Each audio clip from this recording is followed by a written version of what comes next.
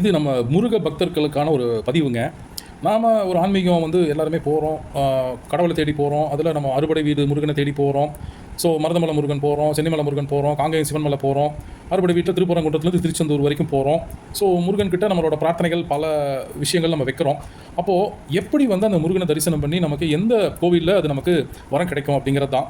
இந்த ராசி நிலைகள் நட்சத்திரங்கள் விட்டுருங்க. ஸோ நமக்கு ஆன்மீகத்தை புரிஞ்சவங்க தான் பக்திமயமாக நம்ம கோயிலுக்குள்ளே நுழையிறோம்.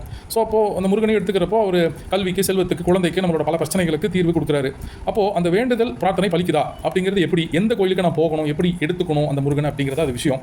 ஸோ நீங்கள் அது ஒரு பழனிக்கே போகிறீங்க. அப்போது எந்த ஒரு கோயிலுமே ஒரு 3 தடவை, 7 தடவை, 11 தடவை அப்படிங்கிறது ஒரு விளக்கு வைக்கணுங்கிற ஒரு முறை இருக்குங்க. திருவண்ணாமலை எடுத்துட்டிங்கனாலும் 3 தடவை ஒரு விளக்கு வச்சிங்கன்னா ஒரு விமோசனம் கிடைக்குங்கிறது சித்தனோட சொல்லுங்க.